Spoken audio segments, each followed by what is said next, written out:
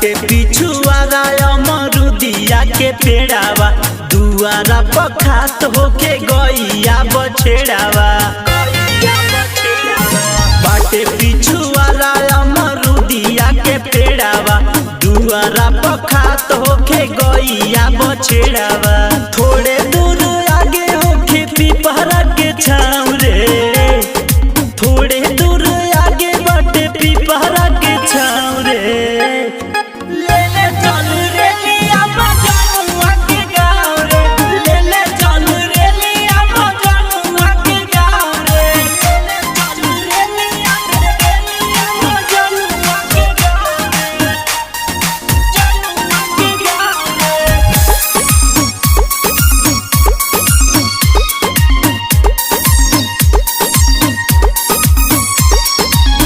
कैसे बताई प्यार के तना करीले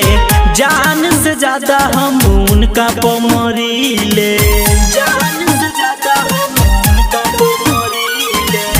कैसे बताई प्यार के तना करीले जान से ज्यादा हम उनका पमरीले कौआ बड़े रिपा बोले काऊ काऊ रे कौआ बड़े रिपा बोले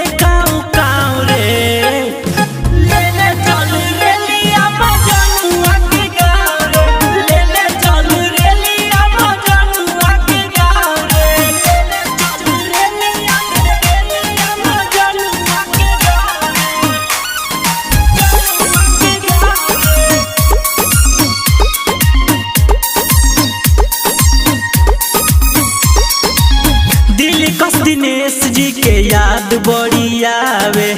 मीठी मीठी बात उनकर बिसरे ना पावे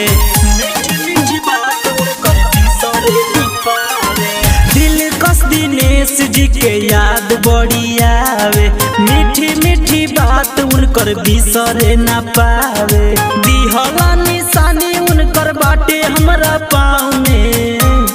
दिहला